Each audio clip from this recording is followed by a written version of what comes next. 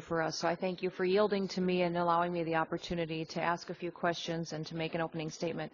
My questions would be for Ms. Wagner. Remind me again how many acres specifically have the bark beetles impacted since the epidemic has begun? I know that I think the number in your testimony was around 18 million. I've got corrected information for that.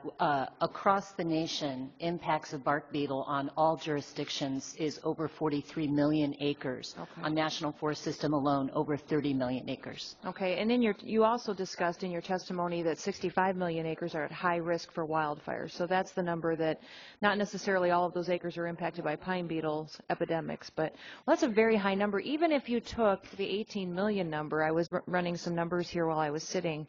It appears to me that what has actually been treated and addressed on Forest Service land is less than 2% of the lands that you have jurisdiction over have actually gone in and been dealt with and been treated for fiscal year 2011. Is that accurate statement? For the bark beetle strategy that we created and began to implement in fiscal year 2011, we've treated over 300,000 acres to increase resiliency, reduce public safety issues.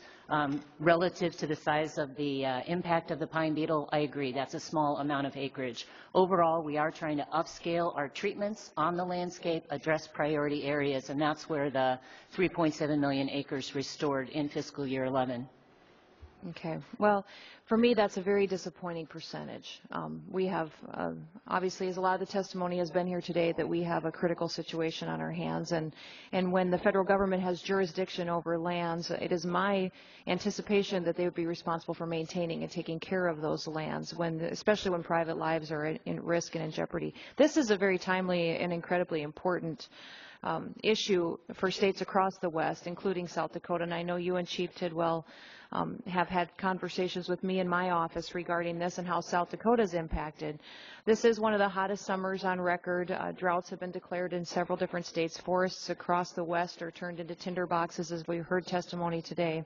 One fire in the Black Hills claimed the lives of 4 National Guardsmen from North Carolina. And so my heart has been going out to those families as well in fighting these fires that have been going on.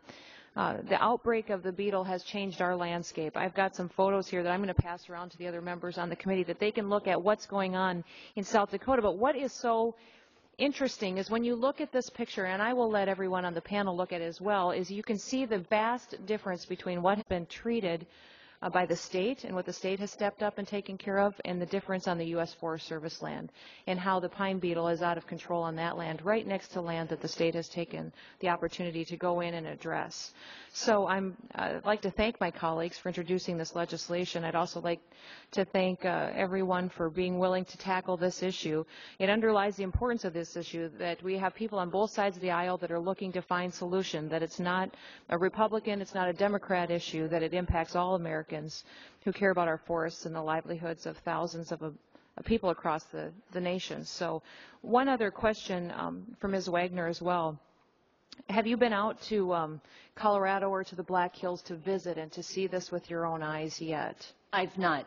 Okay. Personally, I know the chief has spent time in the field. Our regional foresters have spent time with many members. I've not made the trip to Colorado. I'd love to personally invite you to come to South Dakota and to bring Chief Tidwell with me. He did come to my office and visit with me, and I appreciated that.